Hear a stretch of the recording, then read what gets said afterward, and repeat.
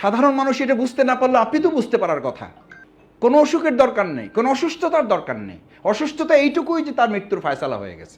সালাতুল মাগরিব দাঁড়াবেন এই পেরেশানি নিয়ে যে রাসূল সাল্লাল্লাহু আলাইহি সাল্লাম বলছেন, ইয়া রাসূলুল্লাহ আমার সালাতুল মাগরিব সালাতুল জোহর সালাতের মধ্যে আমার মনোযোগ আসে না। রাসূল সাল্লাল্লাহু আলাইহি সাল্লাম বললেন, সালাতের মধ্যে এই পেরেশানি রাখবা আমামা রব্বাহু, তুমি রবের সামনে দাঁড়িয়েছো, এই পেরেশানি রাখবা। অরা জাহরুল মালাকুল মাউত, তোমার পিছনে কে আছে? মৃত্যুর ফেরেশতা আছে। এই পেরেশানি নিয়ে সালাতে দাঁড়াবা। বিল ইয়ামিনে জান্নাহ ওয়া বিশিমালে জাহান্নাম, তোমার ডান পাশে জান্নাত, বাম পাশে জাহান্নাম। তুমি পুলসিরাতের উপরে দাঁড়াইছো, তুমি প্ল্যাটফর্মে দাঁড়াও নাই, তুমি জায়নামাজে দাঁড়াও নাই, তুমি মসজিদের ফ্লোরে দাঁড়াও নাই, তুমি দাঁড়াইছো পুলসিরাতের উপরে। সামনে আল্লাহ, পিছনে মালাকুল মউত।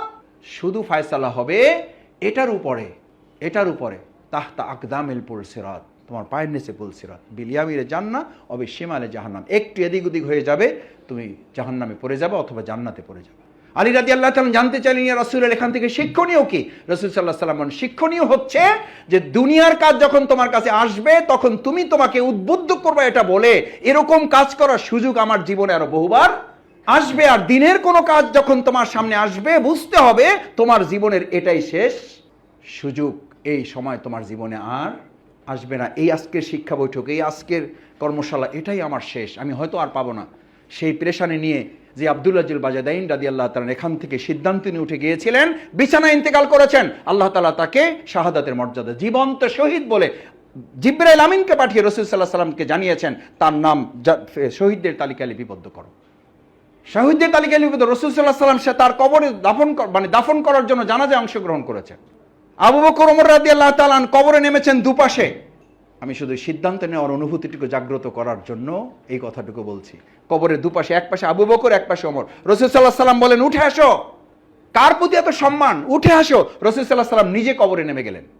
নেমে গিয়ে আবু বকর ওমরের মতো সাহাবীদেরকে নির্দেশ দিচ্ছেন, আদাবান ইলা আখাকুমা, আদাবান ইলা আখাকুমা, এই ভাইকে নামানোর সময়, এই কফিন রাখার ক্ষেত্রে তোমরা অত্যন্ত যত্নবান হও, আদবের সাথে নামাও। উঠে হাত তুলেন আল্লাহর কাছে, আল্লাহ মৃত্যুর আগ পর্যন্ত আমি তার প্রতি সন্তুষ্ট হয়েছিলাম, আপনি আল্লাহ তার প্রতি সন্তুষ্ট হয়ে যান। এই কফিন কি জান্নাতি না জাহান্নামী? শুধু জান্নাতি না। আবু বকর ওমর রাদিয়াল্লাহু জানতে চাইলেন, ইয়া রাসূলুল্লাহ, এক তো শহীদ হয় নাই, কোনো আঘাতপ্রাপ্ত না, রক্ত নাই, কিছু নাই, যুদ্ধ করে নাই, ইসলাম কবুল করেছে, নামাজও এক ওয়াক্ত পড়ার সময় পায় নাই, নামাজও এক ওয়াক্ত পড়ার সময় পায় নাই, সেই লোকটা জান্নাতের জন্য আল্লাহ রসুল তার গ্যারান্টি হয়ে গেলেন। আজ এখানে যারা আছেন, আমরা যদি সিদ্ধান্ত নিই, এই ভাইয়েরা সিদ্ধান্ত নিয়ে আজকে বাড়ি ফিরতে চাই, আমরা ইসলামী আন্দোলনে ভূমিকা পালন করার জন্য সর্বোচ্চ প্রচেষ্টার অংশ হিসাবে যাদের শপথ আছে হক আদায় করব, যাদের শপথ নাই হক আদায় করার জন্য শপথের অন্তর্ভুক্ত হব ইনশাআল্লাহ। আল্লাহ আমাদের এই ভাইগুলোর হাত কবুল করুন। আমরা যেন সময়, শ্রম, মেধা, পরামর্শ, সম্পদ দিয়ে আমাদের এই ঢাকা মেডিকেল দক্ষিণকে একটা গুরুত্বপূর্ণ, শক্তিশালী, মজবুত অঙ্গনে পরিণত করতে পারি। আলহামদুলিল্লাহ, আমি অনেক সময় টুকটাক দু একজনের সাথে কথা বলি, অন্য দলের লোকেরা যে মাসুদ ভাই সব তো আপনারা দখল করে নিয়ে গেছেন, আপনাদেরও টুকটাক বলে, আমরা কি পাইছি কি পাই নাই সেইটা পড়ে, কিন্তু আমাদের সম্পর্কে ধারণা হলো সব আপনারা দখল করে, সব তো আপনারা চালাইতেছেন। এলাকা থেকে আসে, যে আমি অমুকের কাছে গেছিলাম, বলছে হবে না, অমুকের কাছে গেছিলাম, হবে না, বলছে যে মাসুদ ভাইয়ের কাছে যান, কারণ দেশ ওমরা চালাইতেছে। আমি মনে করি এটা অসম্ভব ধারণা হইলেও আল্লাহ তাআলা মানুষের মধ্যে এই ভালোবাসা এবং সম্মান তৈরি করে দিয়েছেন। এই নিয়ামতকে আমাদের কাজে লাগাইতে হবে না? হবে না? মানুষের সম্মান বাড়লে, মর্যাদা বাড়লে তার দায়িত্ব বাড়ে না, কমে?